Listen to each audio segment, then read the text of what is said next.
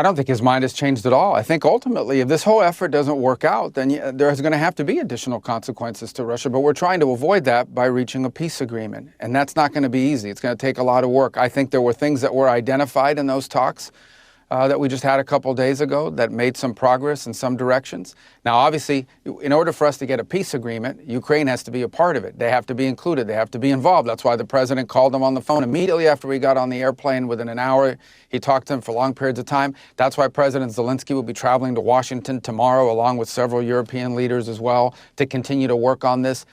We made progress in the sense that we identified potential areas of agreement, but there remain some big areas of disagreement. So we're still a long ways off. I mean, we're not at the precipice of a peace agreement. We're not at the edge of one, but I do think progress was made towards one. The president went into that meeting saying, you're not going to reach a ceasefire or a peace agreement in a meeting in which only one side is represented. That's why it's important to bring both leaders together, and that's the goal here. The president has said what he'd like to see at some point is we make enough progress so both leaders, Zelenskyy and Putin, can meet somewhere and finalize this. The only way to finalize a peace agreement is you have to have both sides agree to it and both sides of it involved. How many times have we heard from the Ukrainians and from others, there is nothing about Ukraine without Ukraine? Well, Ukraine wasn't at the meeting, but this was a very important meeting. Now, ultimately, if there isn't a peace agreement, if there isn't an end to this war, the president's been clear there are going to be consequences, but we're trying to avoid that. And the way we're trying to avoid those consequences is with an even better consequence, which is peace, the end of hostilities. That's the aim. That's the goal here. And the president, he deserves a lot of credit. This is not our, look, when he says this, it's true. The United States is not at war. This is not our war. Ultimately, what daily life in America looks like will not be materially altered one way or another about what happens in Ukraine. We have dedicated time and energy to this because this president has made it a priority of his administration to promote peace and end or prevent wars. He's made that a priority. And I think he deserves a lot of credit for the amount of time and energy that we have invested in something like this. And he's the only one in the world that could do it. Okay, none of these other leaders in Europe could get Putin to a meeting to talk seriously about any of this. So this is going to be difficult. It's been going on for 3.5 years. You have two very entrenched sides, and we're going to have to continue to work and chip away at it. I think we made some real progress. You talked about not knowing what was discussed. These peace deals, these peace agreements and negotiations, they don't work when they're conducted in the media, either through leaks or through lies. And usually they're both the same thing, lying leaks. Okay, they don't work if you do it that way. And they don't work if you go out and say aggressive and abrasive things about one side or the other, because then they just walk away. Have any I wouldn't name them on your program. Have any concessions I wouldn't name been them asked? on your program. Why would I do that? You can't have a peace agreement unless both sides give and get. You can't have a peace agreement unless both sides make concessions. That's a fact. That's true in virtually any negotiation. If not, it's just called surrender.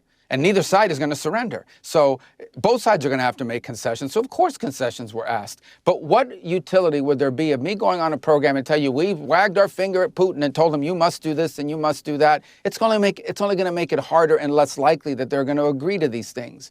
So these negotiations, as much as everyone would love it to be a live pay-per-view event, these discussions only work best when they are conducted privately in serious negotiations in which people who have to go back and respond to constituencies, because even totalitarian governments have constituencies they have to respond to, people have to go back and defend these agreements that they make and figure out a way to explain them to people. So we need to create space for concessions to be made. But of course concessions were asked. Putin has given repeated speeches now for 2.5 years. There's one they always cite, which talks about taking most of Ukraine and his view of history and how, so forth and so on. The second thing the president, so we know what their side is demanding, and we obviously know the Ukrainians are not in agreement with any of that. The second point I would make is the president has said repeatedly, when it comes to territories and territorial claims, that's ultimately something Ukraine will have to decide. It's their territory, it's their country. Ultimately, what they're willing to live with is what they'll have to decide on.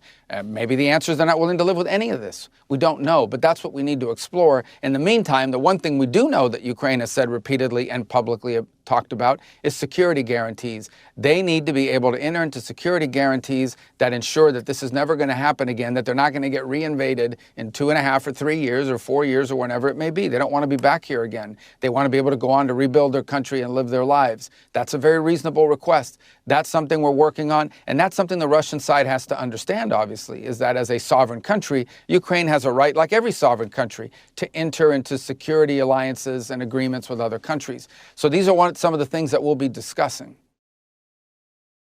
Critics of President Trump are always going to find something to criticize. You don't even pay attention to it anymore, but I will tell you this, Putin is already on the world stage. He's already on the world stage. The guy's conducting a full-scale war in Ukraine. He's already on the world stage. He has the world's largest tactical nuclear arsenal in the world and the second largest strategic nuclear arsenal in the world. He's already on the world stage. When I hear people say that, oh, it elevates him, well, all we do is talk about Putin all the time. All the media's done is talk about Putin all the time for the last 4 or 5 years.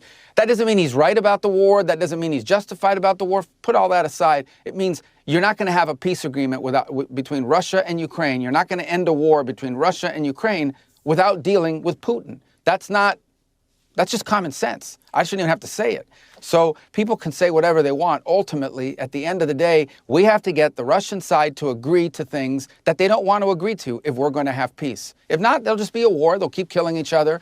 And life will go on in America and in the rest of the world, but not for Ukraine. So the president has invested a lot of time in trying to bring an end to this war. He deserves credit for doing that. He gets criticism for doing that. He could have just let this war go on. The president could have just said, this is Biden's war. It started under him. We'll do what we can for Ukraine, but we're going to focus on other things. He could have easily said that.